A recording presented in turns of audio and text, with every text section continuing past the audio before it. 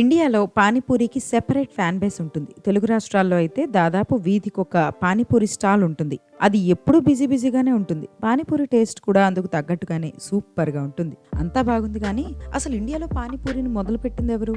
ఎక్కడ? ఎప్పుడు? ఎవరు తయారు చేశారు?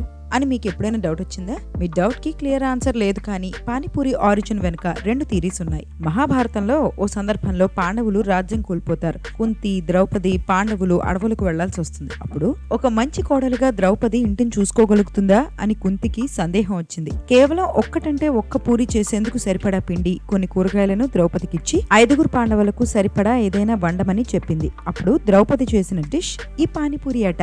ఇక రెండోది, నేటి దక్షిణ బీహార్ గా పిలుస్తున్న ఒకప్పటి మగధ రాజ్యంలో తొలిసారిగా పానీపూరిని తయారు చేశారట. అయితే ప్రస్తుతం మన వర్షన్ కి వాటికి కాస్త డిఫరెన్స్ ఉందట. ఈ రెండిట్లో ఏది కరెక్ట్ అని మీరు అనుకుంటున్నారు? ఇందుకే మీకు పానీపూరి ఇష్టమేనా? కామెంట్ చేసేయండి.